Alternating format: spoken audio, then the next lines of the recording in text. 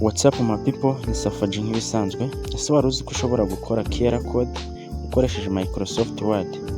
Reka nkwereke uburyo ki ushobora gukora QR code ukoresheje Microsoft Word.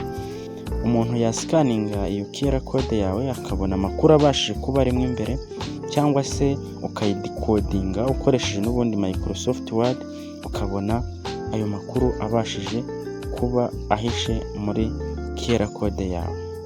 Tutagiye kure, reka nkwereke uburyo ki ushobora kubyikorera. Turatangirana n'ijambo ry'ingenzi ryitwa display barcode.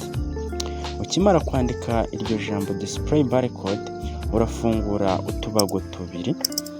Ukimara gufungura utubago tubiri, noneho uraba watangira gushyiramo amakuru yawe ushaka ko aza kuba ahishe muri ya QR code.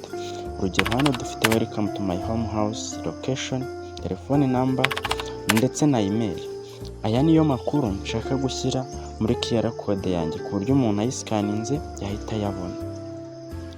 Nkimara kuyandika amakuru yanjye, n'ubundi ndafunga za quotation cyangwa se utubago tubiri, ndenzeho ijambo ryitwa QR n'ubundi. Noneho ndaselectinga text yose mfite. Nimara guselectinga ya text yose, noneho pressing cyangwa se nkande control F9 kugira ngo text yose ize mu cyo twita curly bracket. Ntabwo nzi ukuntu batwita mu Kinyarwanda.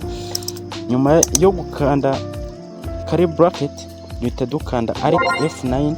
Icyo gihe QR code yacu ihita yikora. Niba iyi video igufashije,